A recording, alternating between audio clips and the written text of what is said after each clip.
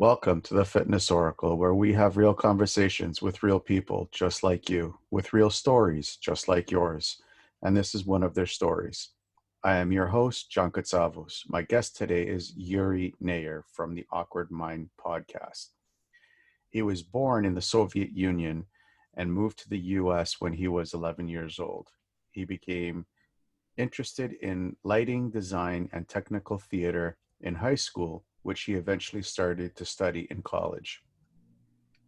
He now has a mission where he wants to help people live to their best potential by improving their minds and with it their health, wealth, and relationships, which is why he started the Awkward Mind podcast, where every week he has meaningful conversations with real people about things that truly matter. Yuri, welcome to the show. Awesome. Thank you, John. I really appreciate it. Thank you for having me. So how does it feel to end off with a business accelerator program? Feels amazing. Feels a bit of a relief, but also a little bit like hitting the wall, going 60 miles an hour. So certainly, Brian Rose certainly knows how to challenge you and push your buttons in all the good ways, as I'm sure you know. Yes, he does. He's a very tactical person when it comes to pushing you at from going from 0 to 60 miles an hour. But a word of advice, just keep going at 60 miles an hour until you drop. Yes, that's what I keep hearing. So now I just have to find a pace. Maybe it won't be quite 60 miles an hour, but I think the key there is to find a speed that you're comfortable with so that you can maintain it, because consistency is sort of the keystone habit to develop. Yeah, which we are going to be getting into in a little Yeah. bit. Yeah. So, perfectionism is procrastination in disguise. Mm-hmm. I It heard is. this as well. So, why don't you talk to us about that statement? Yeah, sure. It's an important one. It blew my mind when Brian said it to us the first week of the Broadcast Yourself course when we were starting our podcast together. And it something clicked in my head because I knew I had a challenge with procrastination, because I would always put things off until last minute, possibly because we can maybe get into this, but sort of early on in school, since moving over to the States, things came easy to me in junior high and early on in high school. And so I didn't have to work very hard. So I could always put things off until last minute and just phone in my homework and still get good grades. So I just naturally became a procrastinator. So it was easy for me to do. At the same time, when I do decide to do something, it has to be perfect. And so I will wait and think through things and figure out the best way to do something and figure out exactly what it had to be in the perfect exact way before I even start. And so when Brian put those two statements together in my head by saying perfectionism is procrastination in disguise, I realized I was basically sabotaging myself by trying to figure out in my head the perfect way to do something before actually starting. So it was like a double-edged sword. I was doing both. I was being a perfectionist, which stopped me from starting in the first place, but then it also fed my sort of natural desire to procrastinate and wait until last minute. So, How did you get out of that? Oh, I know, but let the audience know. well, so there's this guy in London in a three-piece suit that after he said that, he continued to challenge us and push us. And he basically just said, look, you have to pull the trigger and you have to do it, because uh, not only is action gonna allow you to really figure out and learn what it is you actually are trying to do, and the irony there is you'll actually get to the most perfect, it'll never be perfect, but you'll do your best work when you actually start to figure out and start to learn, because you can't figure out all of the steps in your head. Eventually you have to pull the trigger. Also, if you have any anxieties or any fears over starting because you're like, well, I might fail, And so I'm not going to bother until I have the perfect answer in my head to make sure that I don't fail. Well, that's the recipe for never doing it, because there is no such thing as not failing or not making mistakes. You have to start, and that's what Brian taught us, and that's what he teaches so well. And he has this funny way of doing it where he doesn't give you the lessons directly.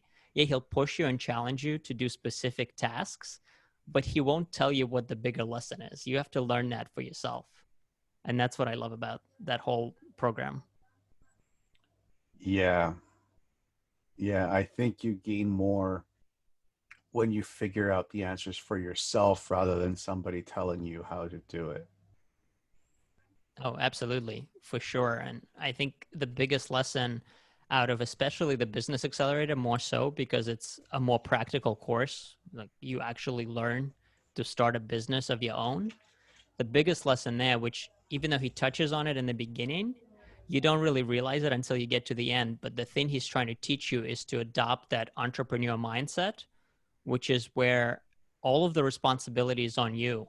You're no longer an employee, so you don't have safety nets. You have to decide for yourself. So that's why, and we can sort of get into it without really judging people or criticizing them, because we all come to the course with our own different baggages and different challenges that we try to get through.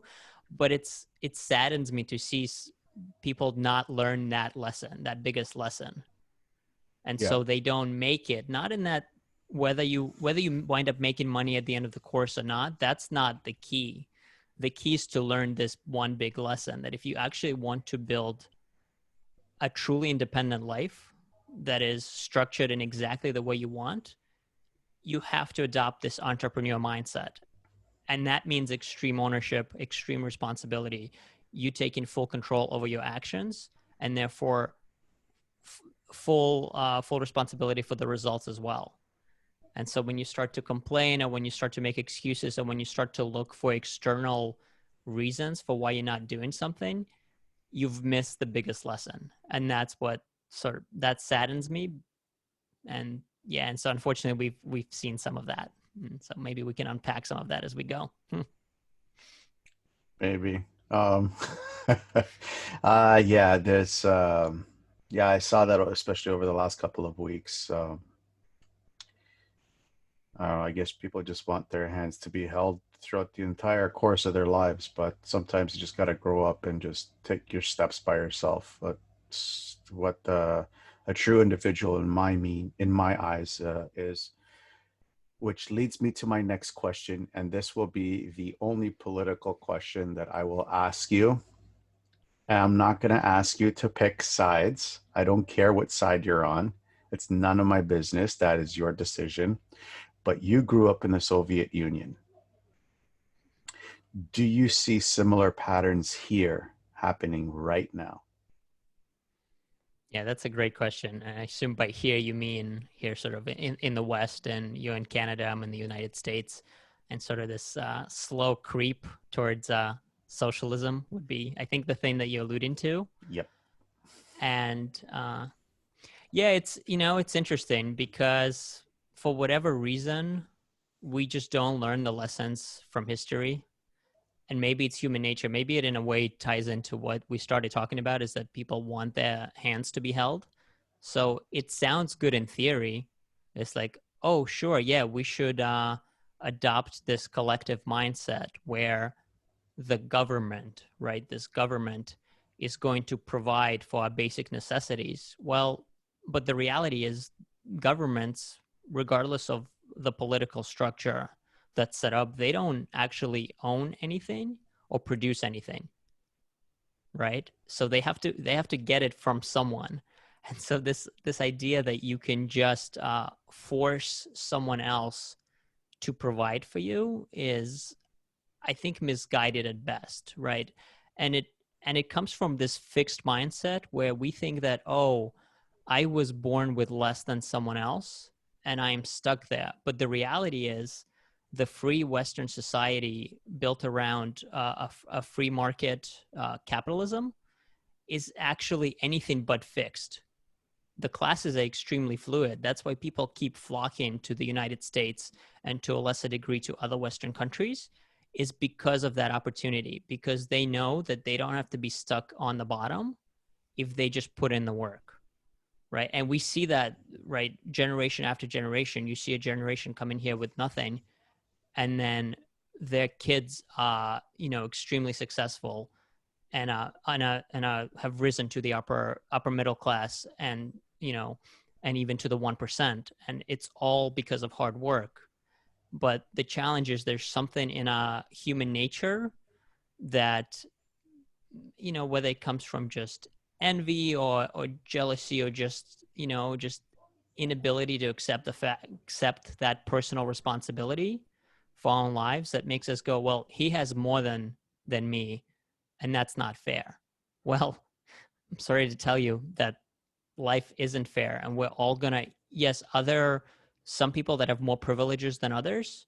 Yeah, absolutely. And I think the biggest privilege that we have in the West is the fact that we have all these opportunities in spite of the different challenges that are created. And so, yes, so to sort of wrap up and go back on your question, yes, growing up in the late Soviet Union, right before the collapse, and then basically when I started school is the year that the Soviet Union finally collapsed, and then seeing so the way I describe it is that, I grew up on the ashes of communism, and just seeing the rampant corruption that sort of spawned from that as a result, as people were grabbing everything they could get their hands on. Basically anything that wasn't tied down, is the joke, got privatized.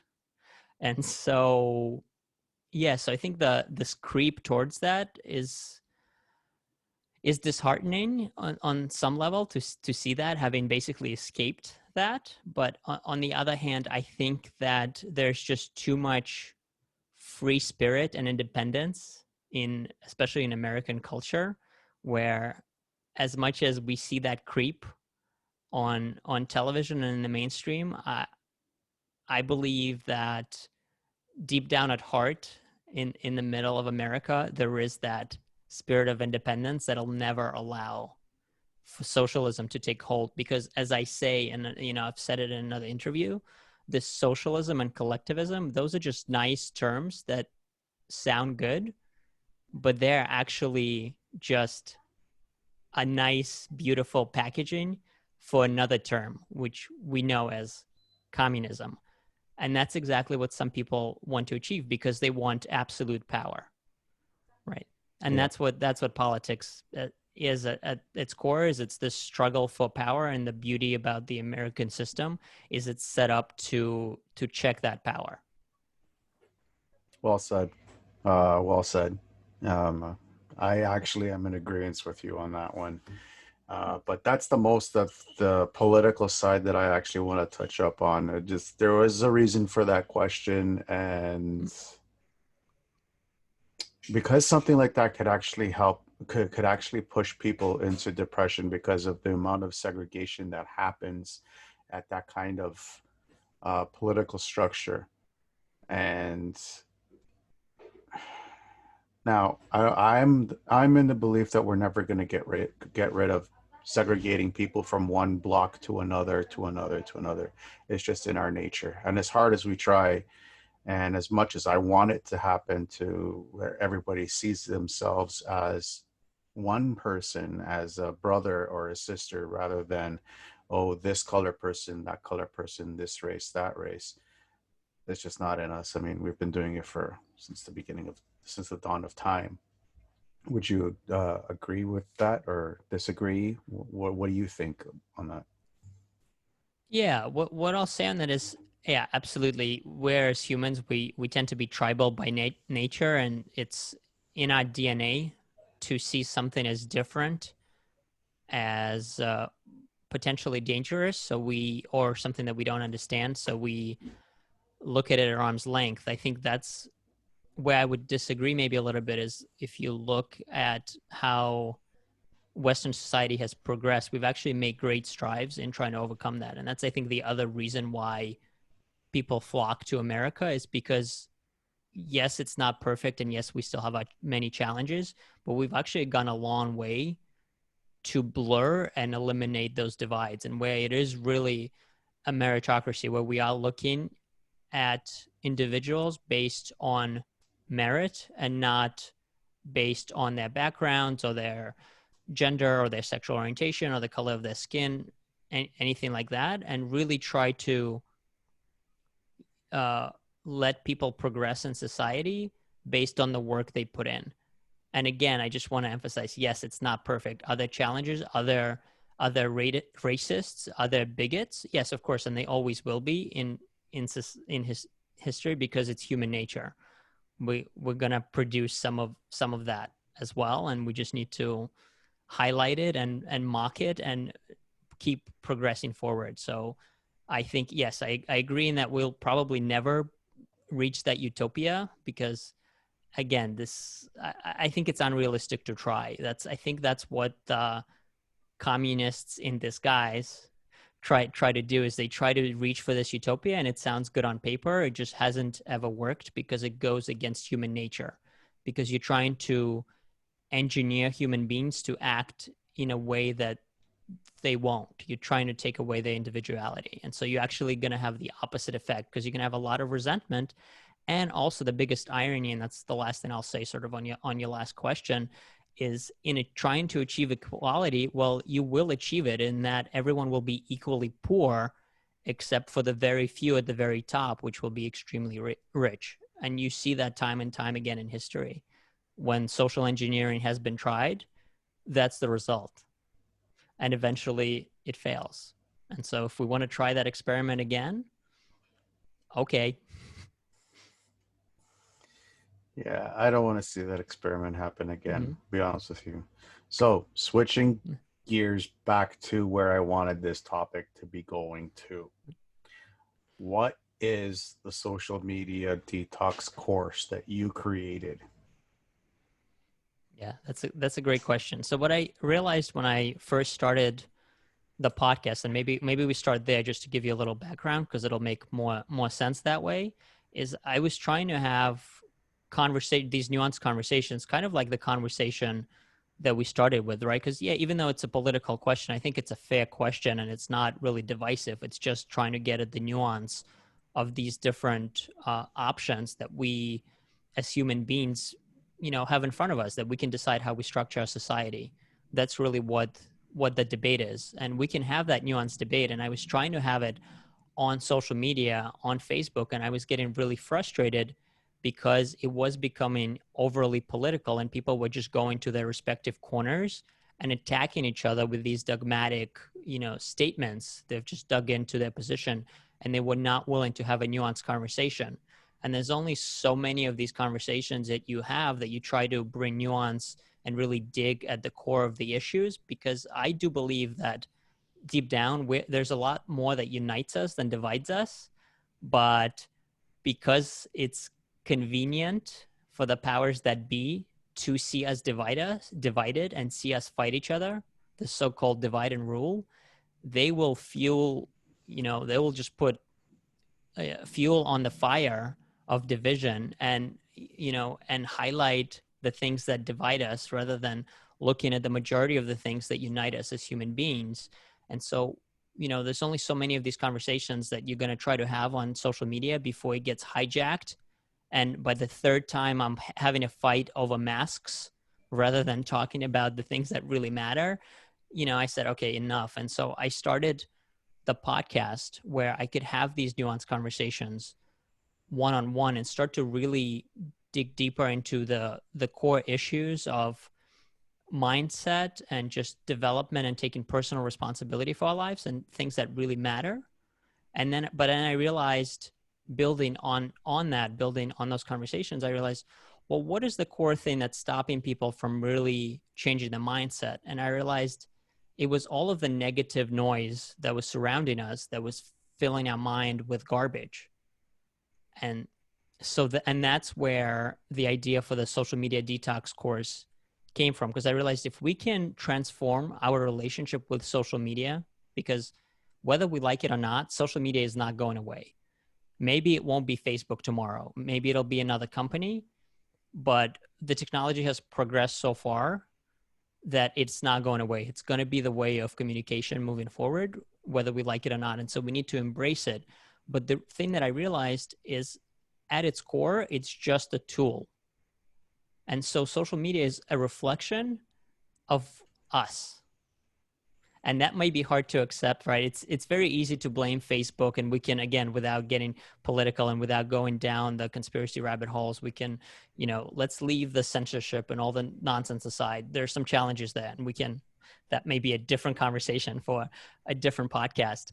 But at its core, it's still a tool that's a reflection of what we put into it. And that's what I realized. And when I started having these positive conversations first on the podcast, I was then actually able to take those conversations back onto social media.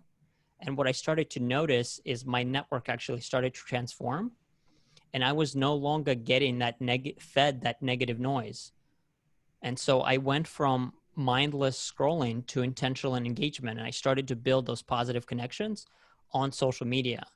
And so that's why I created the social media detox course, to help others go through that transformation, because I do believe that social media is a tool. It's here to stay. And so we better learn to use it rather than letting it use us. Yeah, well said. I still got to get on that course. It's just Hey, too many courses. yeah, I hear you. Well, we still have the deal going for a little while longer. So it's normally $99, but I'm still offering it for 27 for anyone that's interested. Okay, and I have looked at it, and it looks amazing, and I am gonna get into it. And I highly recommend you guys get onto it as well, because if you know anything about me in my life, it's just fucking crazy and it's just insane. So, and when it comes to social media, it's just there's no more time left for the day for me to be on social media to engage with everybody out there. And I know that's part of the whole program with you, is that you actually help people say, okay, this is how I would do it, and it's actually pretty good. Just right now, it's just my life is just a mess. Well, that's exactly why you need the course to put your life back together and have a more meaningful, engaging relationship with social media. Yeah. So thank you for that, John. Yeah, no problem. What does personal responsibility mean to you? Mm-hmm. Yeah, that's a great question. Now I think that I've lived with it, truly lived with it, thanks to Brian Rose for the last 3 months. It it's just those two words now, but I think if we dig deeper, it's really realizing that at the end of the day, no one is coming to save you. And so anything you want to achieve in this life, anything you want to be, it's up to you, right? There is no safety net, or you shouldn't assume that there's a safety net, right? Because I've seen a lot of debate in the States and across the world, but especially in the States and especially in my little community in the industry that I come from, because it got decimated by the lockdowns of, oh, woe is me, and someone needs to come save me, and the government owes me this, and that's that's that victim mentality, which I do understand, right? When your system is shocked and it comes at you out of the blue, where the career that you maybe put 20 years into all of a sudden has been, the rug has been pulled out from under your feet, and now you don't know what the future holds. But it comes from the argument I would make, the fact that you did not take personal responsibility for your life to begin with. Because at the end of the day, nothing is fixed. And yes, sure, we wish that we can just go through life and do the same thing for 80 years and be perfectly happy in a single career. But we've seen, especially with the advance of technology, that's just not real anymore. That's just not the world we live in anymore. We've gone way past the industrial age now. We're at least 20 years into the information age now. So I think anyone that feels like a victim because of the current situation going on in the world, I think at the end of the day, they're just simply not taking personal responsibility for their life.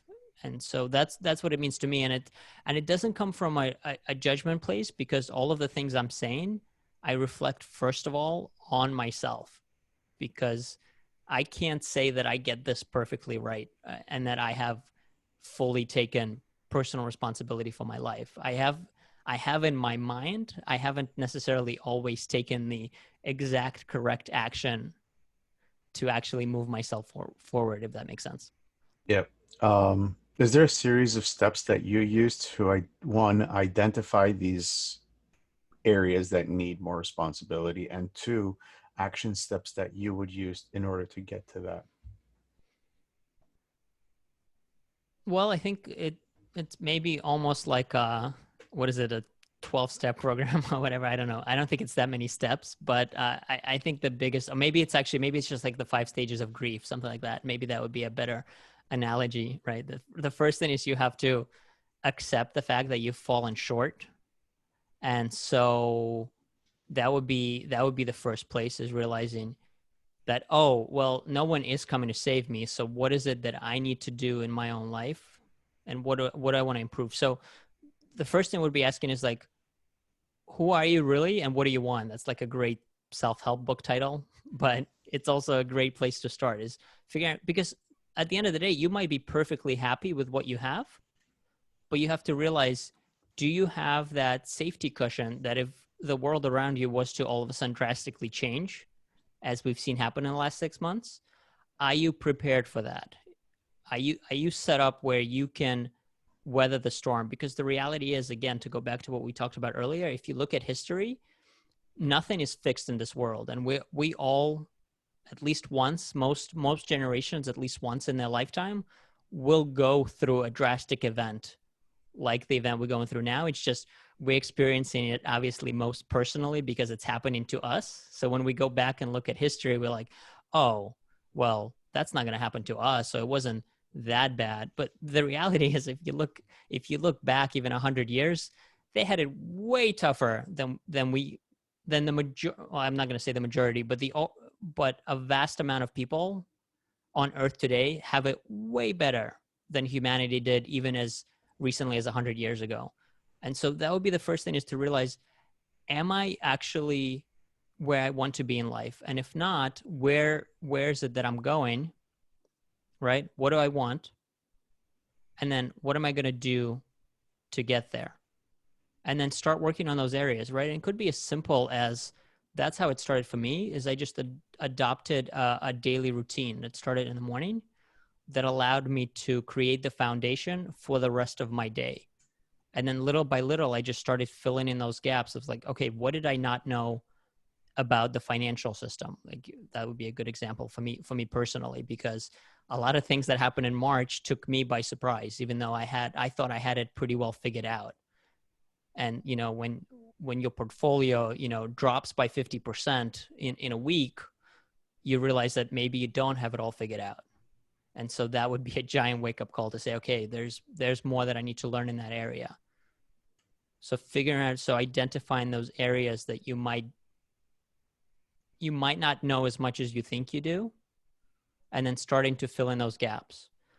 And also realizing that it's not going to happen overnight. There is no magic bullet, right? There is no magic pill. And I know, and I sort of at this point have talked to so many of my guests about this that, I just feel like a broken record, but that's the reality. And I think that'll just be the theme that'll keep coming back and coming back. And if we can just get one person to realize that, I think I'll be pretty happy that all of this stuff takes work. There is no instant magic pill that'll cure the symptoms. You have to look at the root cause, and chances are, when it comes to personal responsibility, right, it's right there in the phrase personal. So you got to look inside and have a really serious conversation with yourself and look in the mirror and realize, okay, these are the things that I'm deficient in. And if you're not showing up in your own life the way you want to show up, stop blaming other people and stop blaming external circumstances. And as Jocko Willink says, just take extreme ownership of your own life and go from there. So I know I sort of went a little bit in circles, but I can't emphasize it enough that you have to, at the end of the day, look at yourself first. No, I think you said it perfectly. I think you said it perfectly, and you have to own up to your actions and inactions, and just evaluate yourself, no matter how hard it is. Um, Is responsibility and accountability the same thing to you? Hmm, that's a good question.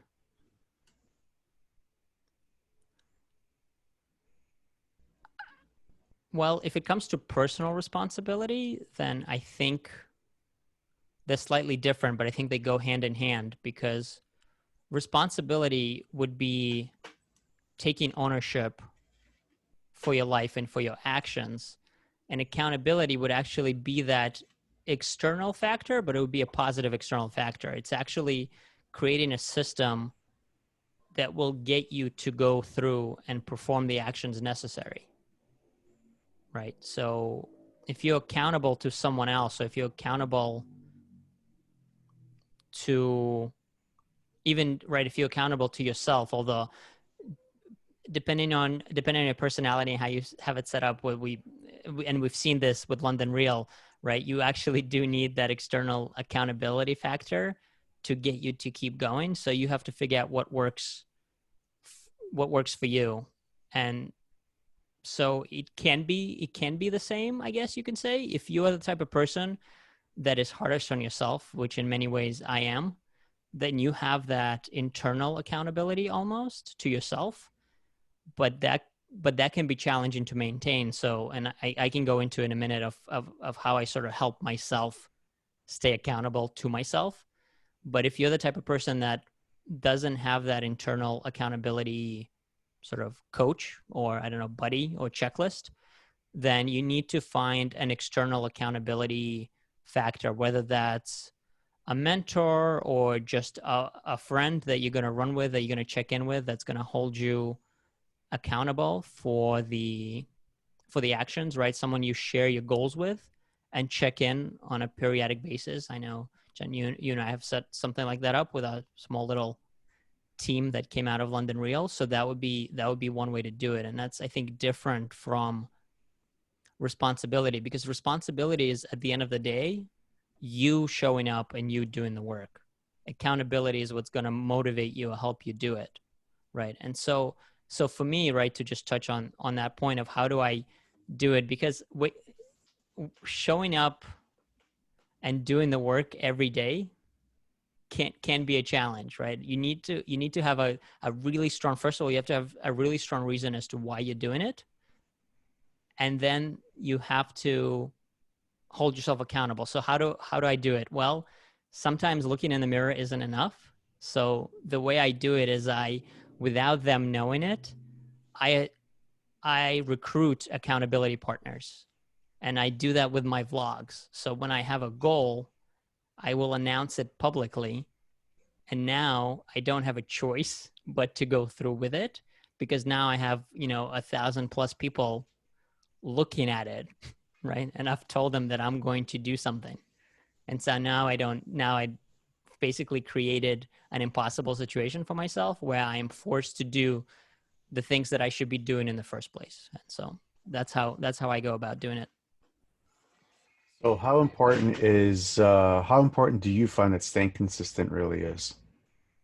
Oh, it's huge. It's everything. It's actually something because the London Real experience has been so intense.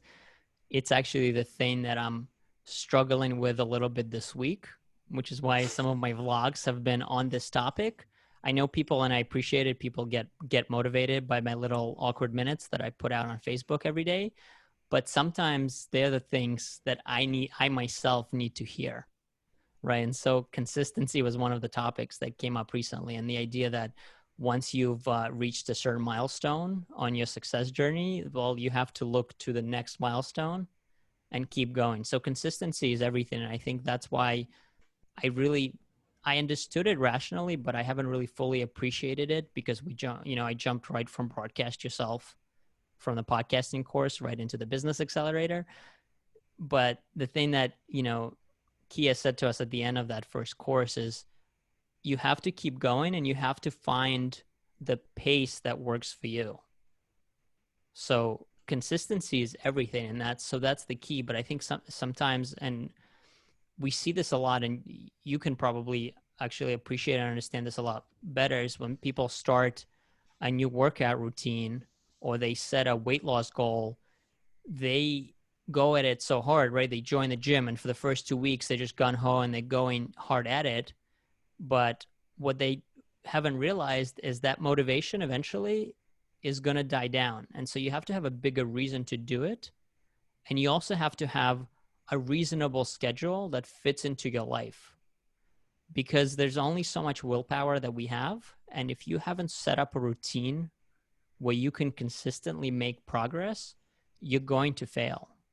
So consistency is super important, but it also has to be reasonable. It's much better to make slow, even really slow, but steady progress than to try to achieve your goals super fast only to hit a wall and burn out. Yep. I'd say about 80% of my clientele in the past is still working out today.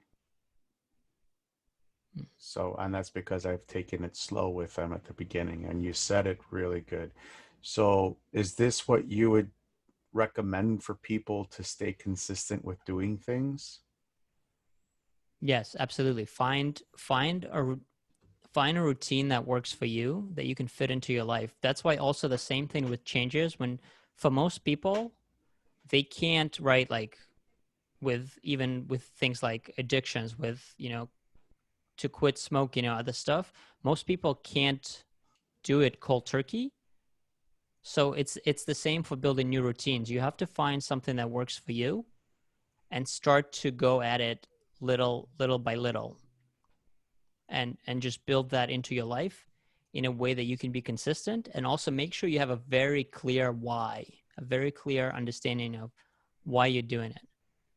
Because the truth is, and you have to be honest with yourself, it might be a good idea, right? You might, yeah, sure, because someone else has this lifestyle, you might say, well, yeah, that's cool, that sounds good, I want it, but do you really want it?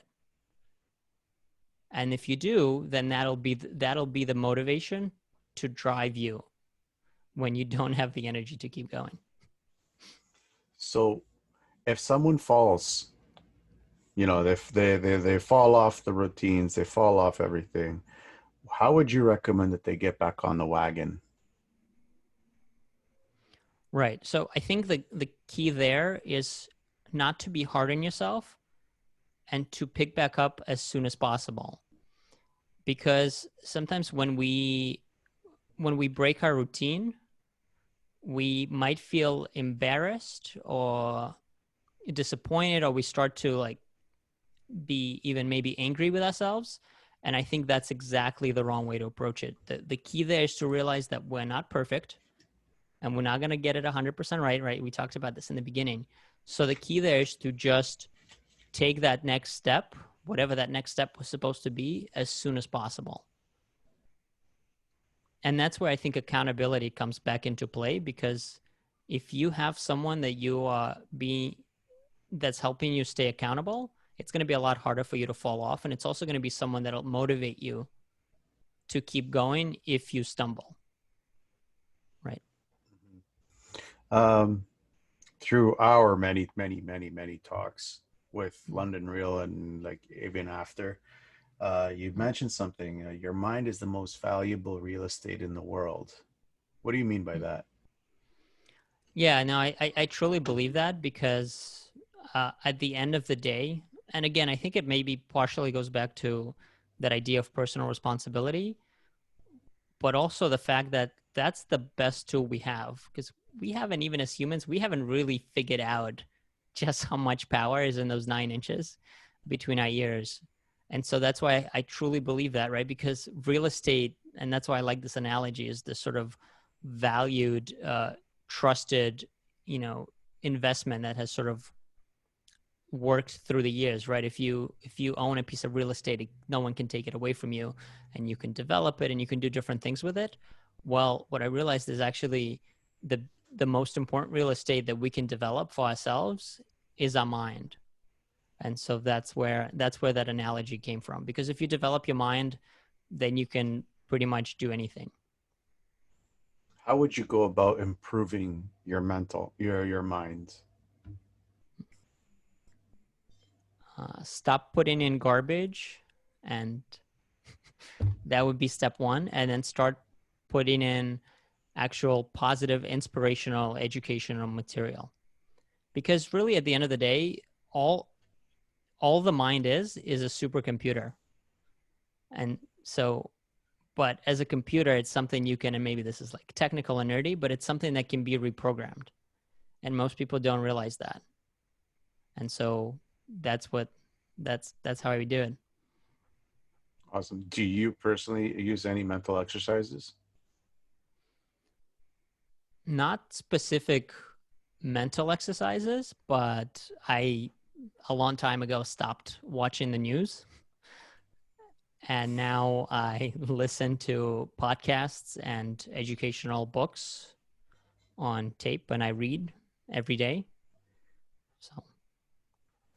So if you could throw out a tip to everybody out there to help improve their own mindset, what would that be?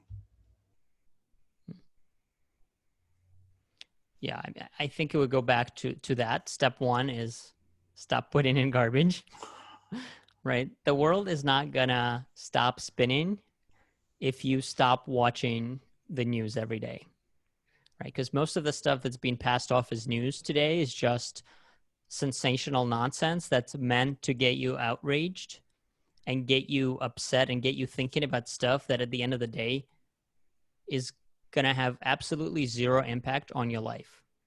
And I've had this sort of conversation with someone when I brought this point up, and they're like, well, but do you mean like but I have to stay informed, I have to understand what's going on in the world? And I was like, well, you can do that with a daily digest where you can set up an RSS feed of actual news, of actual events that matter, and you can go through that in about 5 minutes and be informed. You don't need to watch the garbage, on a 24-hour loop, which is how it's set up. Because the whole point, they have one job, and that's the same challenge with social media. They have only one job. They need you to watch so they can show you the advertisements. That's it. And so you have to remember that, especially in an election year in the United States. The whole job is to get you outraged and get you to keep watching. Do you think if people stop watching, the news will actually change? The people will change, do you mean? The news, the news, Oh, the media people. Do you think they will eventually have to change? yeah, that's a good question. I mean, there are people that are saying, and I'm no expert at this, but there are people that are saying it's already changing. They're already sort of struggling because there's alternative media that's now actually trying to have these nuanced, serious conversations and really look at the issues that we're facing as human beings, rather than trying to have this sensational news cycle that's designed for whatever reason, right, is designed to just divide us and outrage us. And so, yeah, I think it's already changing. And yes, at the end of the day, dollars, are going to determine it. So I think eventually, when the dollars are not there, they're going to have no choice but to change. Cool. What are keystone habits? Yeah. So to me, they're the seemingly small things that actually create the foundation for your life. So one example for me would be getting up in the morning and the first thing, making my bed. Because it's one small accomplishment that I can just check off. And it's a trigger in my mind that says, okay, I'm on my way to accomplishing something today. Right.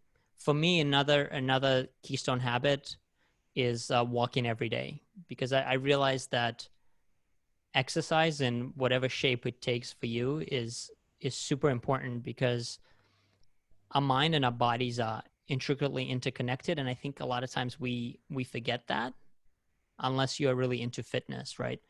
So that's super important as a habit as well for me. So it's anything that's going to create, and it's going to be slightly different for different people, but it comes down to, some people call it the morning routine. So that, whatever that means to you, a keystone habit is that foundational habit or set of habits that sets you up for a successful day. And it's important to find what that is for you. Did you pick these up from Dr. Peterson? Like No, I making know your, he talks. he Yeah, talks go ahead. about it, like making your bed, creating a good positive morning routine, because he does talk about like doing that. Is that where you picked it up from, or I've heard him say the making the bed thing. Everything else is sort of mishmash of different people. You find that's the other thing that I realized, and I guess to go back to the podcast a little bit, one of the reasons and one of the things I realized and why I wanted to talk about the mindset is I realized success principles are actually quite simple and universal and have been known for ages. We just keep forgetting them for one reason or another. And so we have to keep repackaging them in different people like Jordan Peterson and others. They just keep saying it in their own words, hoping that it'll click for a few people, but they're actually quite simple and have been understood, right? If you go back to the ancient Greeks and Romans, they've already figured it all out. We just, as humans, for some reason, are stubborn and just keep needing to learn the same lessons over and over again. a lot of it has been lost too? A lot of ancient texts have been lost because of this and because of that and because of, anyways, it's that's a different podcast all in itself. Yep. So what are okay, other than the morning routines, what are some other keystone habits a person could implement in their daily lives, or maybe this could be at the end of the day, at the end of the day, that would help improve their lives, and how could that potentially improve their life in general? Good question. So I think because I talk about once you improve your mindset, then you can improve your health, your wealth, and your relationship. Those are the three pillars, if you will, of sort of what I think you can achieve by improving your mindset. So the Keystone Habits should really speak to those three areas, right? So we've touched on fitness a little bit, right? We've touched on health, and you can expand on that on really looking at your diet, because I know in the last 6 months we've talked about this COVID-19, but also COVID-19 being meaning that people have put on 19 extra pounds, right? More, yes, Some exactly. more. Yeah, more. And I don't want to. I totally get it, and it's I'm not trying to judge anyone, but the reality is if you set up the right habits and adapt, and I realized it all stemmed from the right mindset, that you can actually go in reverse. So for me, in the last 6 months, I've actually lost those 19 plus pounds. And it's simply because I've changed the mindset and I've changed my routines, right? So I walk every single day and I also watch what I eat. So I cut out all of the crap and all the processed nonsense and also just the amount of food. That's the single biggest step.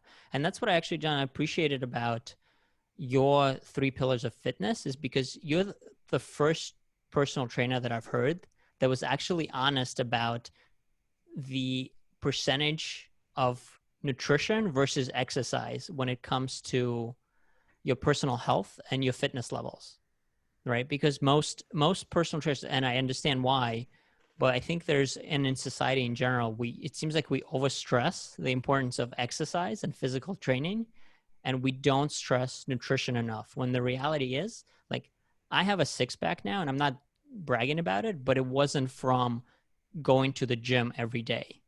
It was from the fact that I lost all the fat off my body, and the six pack was already there.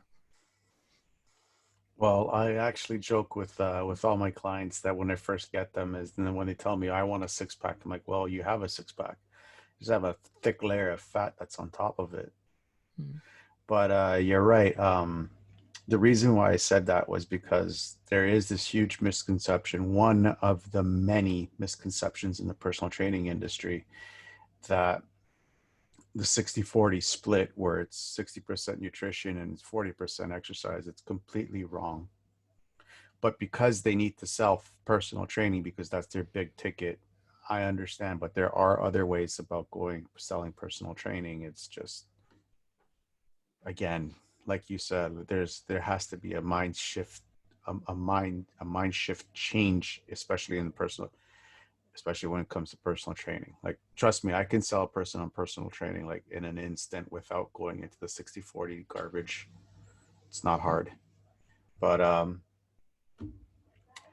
why would somebody use the Keystone Habits? I think we kind of touched up on that question, but I would like for you to elaborate a little bit more on that. Yeah, because it'll give you, well, first of all, it'll give you a feeling of accomplishment. That's the most important thing. It'll also create that routine and give you the foundation of that. We can go back to consistency. So you know those are the things that you're going to hit every day or whatever the routine might be. And so that's why it's super important because, again, just to reemphasize what we've said is it's that, and that's why it's the keystone habit, is because they're the foundation for everything else that you do, right? So, if somebody is suffering from depression because of this, we're going to touch up a little bit differently later on. But if someone's suffering from depression because this whole COVID, their entire routine is thrown off, everything is inside and out and backwards, step by step, could you walk us through something that they could do right now to at least start feeling a little bit more better about them being in their own skin? Yeah, I think first thing, realize that this will end. This is temporary. So take a deep breath and realize you're not the only one that's going through it. Then little by little you have to, but at the same time you have to start taking personal responsibility. So you have to be willing to start changing and creating a different routine. So I would say step one would be get a good night's sleep, get up, make your bed, and then go for a nice long walk outside. So ideally, and I understand that there may be some challenges there, although at this point everyone should be able to do this, I believe, is really go for a nice long walk outside and find an area where you can see the beauty in things around you. And that may be challenging when you're depressed. And that's why it's super, that's actually probably the most important thing. And the most important step is you have to change your environment, even temporary. Right. So Cool. that's super important. Cool. Keep going. If you had more, keep going. Sorry, I was. No, it's great. And the other thing then to look at is and it's going to be challenging, right? It goes back to the sort of the COVID 20 plus or whatever it is that people have put on, is you start changing your diet, because what you put in your body determines how you feel, and it has a huge effect on your mind. We know that now. So that's super important. And the way to do that, again, is you have to change your environment. So because you're not going to have, if you have, ice cream and ho-hos and whatever, all the things that make you feel good in your house, you're not going to have the willpower to not go for that stuff. So realize that. And so stop being hard on yourself and just change the environment. Just get rid of all that stuff. Right? Just trash it. Don't even bring it into the house, and then you won't be tempted. Because and sort of my recent discovery in the last month is, right now my favorite book is Willpower Doesn't Work by Benjamin Hardy. Wait, that's what he talks about. That's the core thesis of that book, is that if you have a negative environment that's constantly pushing you to act a certain way, no amount of willpower is going to help you overcome that negative environment. So what you have to do is change the environment. So take a step back and really look around, and the things that you want to change, start changing little by little. Cool. I know one person actually says, you are the average of the 5 people that you hang around with, Mm. which pretty much falls into changing your environment kind of thing. Oh yeah, absolutely. That's part of your environment as well, are the people you're surrounded with, because they determine, first of all, your mindset. Yep. How important is mentorship? it's everything. And I think people have a misconception about what it means on the one hand, and on the other hand, I think they're not humble enough. And especially, it's something actually I talked about recently with a guest of mine, is that we are, for men especially, we're just stubborn, and so we're not willing to humble ourselves and be vulnerable enough to actually take coaching and take advice from someone else. Because to build that relationship with a mentor, you have to be completely honest with them and really vulnerable, because that's the only way they can help you. Because if you bullshit them, then they are only going to respond to what you tell them. And so if what you tell them isn't honest, they can't help you. But the other thing to realize is, yes, that is the best ways to actually build that relationship one-on-one with someone. But there are other ways to do it, and we've sort of touched on it in many different ways today, and that's through books.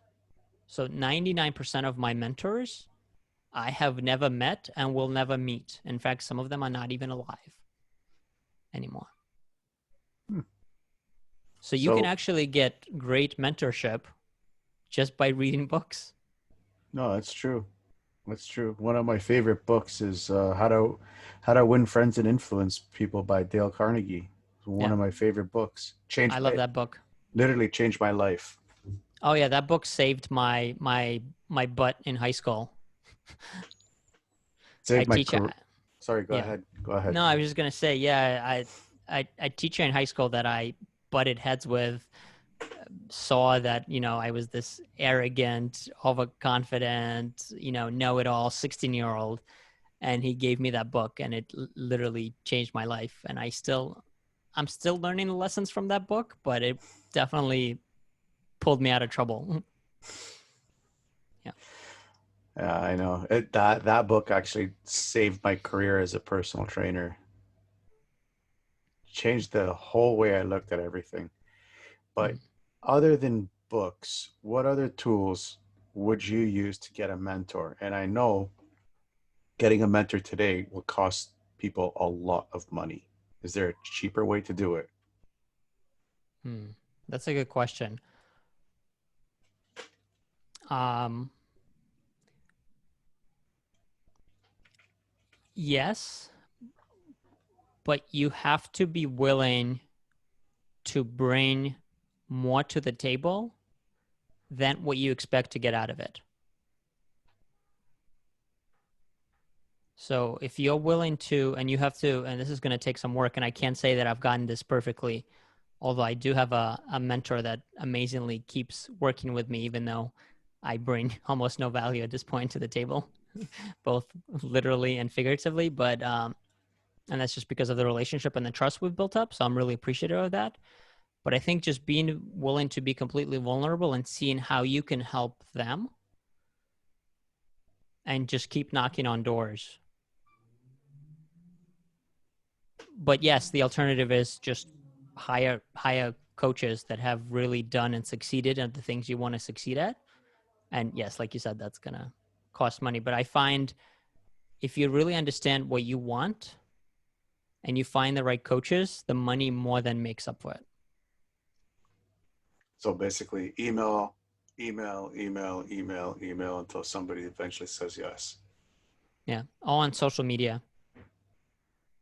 Interesting. Or ironically, if you want, although it has a negative stigma, but there are actually great network marketing companies that have amazing mentorship programs attached to them. Mm-hmm. So that would be another way, is you sort of learn a little bit of business and marketing, but then you also get mentorship and coaching and self-development as part of it. So Yeah, that would be a cheaper way to do it. cool. Do you have a mentor? I think you kind of answered that.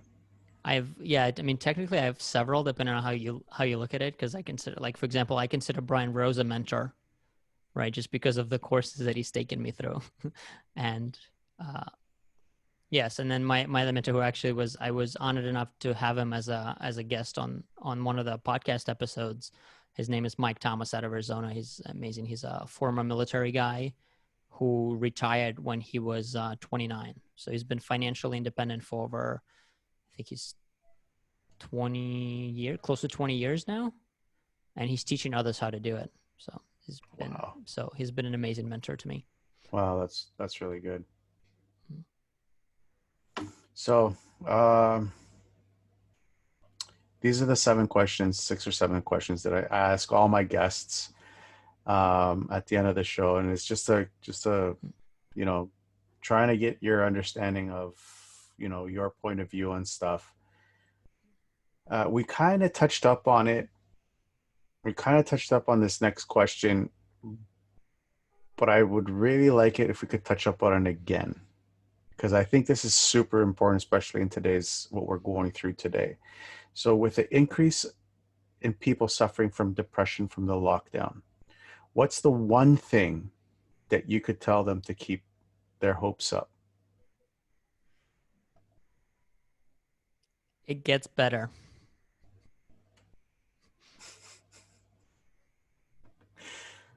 Cool. That's good. Where do you see yourself? Where do you see the Awkward Mind podcast in the next 5 years? So it's interesting. It's a great question. It's actually a question I love to ask my guests as well, to put them on the spot. And recently, I've heard that actually uh, Tim Ferriss and others have adapted this idea. They actually, rather than thinking in 5-year or long-term goals, they think in terms of 6-month experiments. And I really like that idea. So they look at a project and they work on it for 6 months, because you don't really know what opportunities are going to come up, right? Like 6 months ago when this pandemic started, I had no idea that I would be, sitting on a Zoom call with a personal trainer out of Toronto recording a podcast episode, with both of us having published over 20 episodes at this point, right, of various interviews. So I had no idea, right? So I jumped in head first. So right now I'm sort of in the middle, I would say, of that first 6-month phase of that experiment. So I can tell you, but it would sort of be almost wishful thinking or an ideal of what I'd like to see. Wishful And thinking. You dropped it on me when I came on your podcast. yeah, I sure did. So what I would say, where I would like to see it in a general sense, is I'd like to see it impacting thousands of people, right? Because the whole point of the podcast is to make you realize that you are in control of your life, and all you have to do is adopt and improve your mindset, and then anything else is possible after that. That's the sort of the hidden underlying purpose of all these conversations, because I know they are on some level entertaining and they're educational and they're inspiring, but that's the key, is that someone will get inspired to realize, wait, I'm in control of my life. And so in 5 years, I hope that that number of someone's is in the tens of thousands. Cool. And in 6 months, you said you're in the middle of an experiment. Yeah. So in 6 months, I want to have 100 episodes published. So I just published episode, I think 2022, episode 23. Like, we're recording this on a Saturday, so episode 23 comes out tomorrow. And so by the time this is published, it'll probably be already out, and I have one more already recorded. So I have about 75 to go in the next 6 months. You'll get there. You'll get there. I'm doing one mini cast per day now. That's interesting. No, it's amazing. I've been enjoying it because it's a great, actually, insight into your life. So it's been awesome. Cool. Thank you. Thank you. What about you personally? Where do you see yourself in 5 years? Yeah, it's a scary one to put out there, but it's what I want. It's what I realized about a year ago that I want. So yeah, I'm married with kids. There's Awesome. a few steps in between there, as I've said recently on another podcast, but we'll get there. Yeah, that's always a funny one. Mm. If you could pick up the phone right now and call yourself at 20 years old, what would you tell yourself? Yeah, that's an easy one. Stop being an asshole.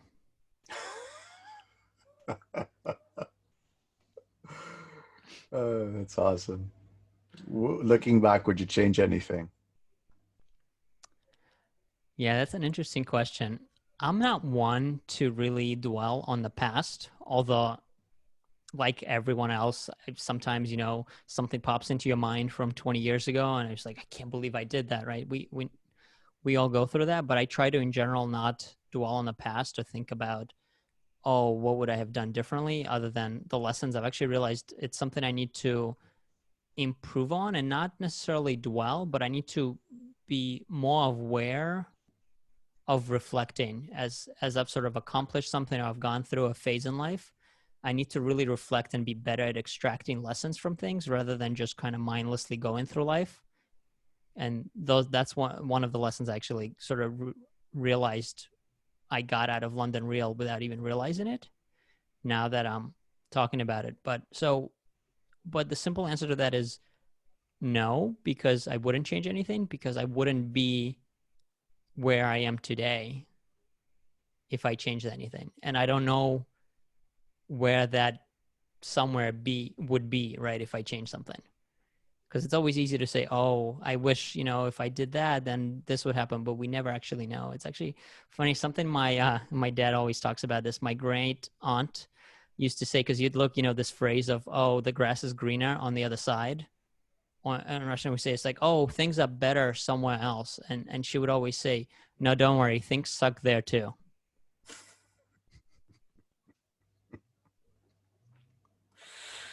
Yeah, that's so true.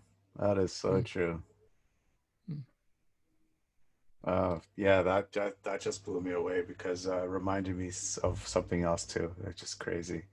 Um, the grass is always greener on the other side. Yeah, until you get there. I think somebody said it, I think on the Business Accelerator program.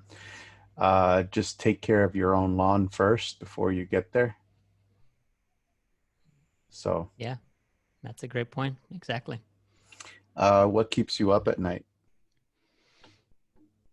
Well, the last week was giving my webinars, but which I know is, people are going to get lost, but it's true. It's the first time that I felt anxious for 2 days in a row. This idea of actually getting up in public, but in a digital form, and actually getting on a Zoom call with a bunch of other people and sharing an idea and sharing this baby with the world, right? Which was the social media detox course, which I had birthed thanks to London Real.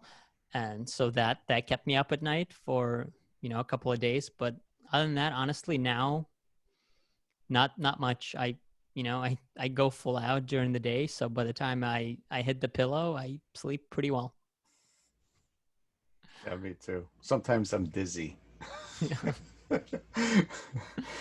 Where can people find more about you? Yeah, the best places would be on social media. So it's Yuri Nayer Live on Instagram, or just Yuri Nayer on Facebook, and then of course the Awkward Mind podcast. If you want to hear more of, these meaningful, inspiring conversations with the amazing guests I've had so far, and that's available on all major platforms, including, as of yesterday, I got an email. Amazon is also jumping on the podcasting bandwagon, so you can now get it on Amazon Music as well. And as far as the course, we've touched on it, but if you just go to awkwardmind.com, then all of the information is there. And for everybody out there listening, I'm going to be posting all the social media links inside the notes of this podcast wherever you're listening to it. So take take a few minutes, take an hour, take 2 hours, just listen to the podcast. They're really good. I'm on there, so that should give you guys a reason to get there. Um, and he's got a lot of really interesting guests on there. I know I'm going through some of them too. It's really good, really, really good. Yuri does really good job there. Any final thoughts? Hmm. Yeah, I'll sort of go back to my theater roots. I think I was sort of nerdy in high school and through college, and let's be honest, I'm still a nerd, but I would collect all these sort of witty, sarcastic T-shirts, and one of them said, "Go for it. Life is not a dress rehearsal." So I think I would leave you with that. Stop thinking that you have a second chance. Good point. Good point. Very good point. Well, Yuri, thank you so much for coming on the show. Thank you, John. It was a real honor. So I really appreciate you taking the time and for having me. And I appreciate you for having all this amazing content that you're pushing out with the Awkward Mind podcast, your social media stuff, your new product that the social media detox. It's all good stuff. It's all great stuff, and I know it can help a lot of people out there. So thank you for all that. Going through hard times is just a test. What you need to know is that when you get out of whatever you're going through, you will be stronger than ever before, and you don't need to go through it alone. Always know that you are not alone. Stay tuned for more real people with amazing stories that are just like yours. Until then, to everyone out there listening, I wish you a good morning, good afternoon, or a good night wherever you may be in this crazy world.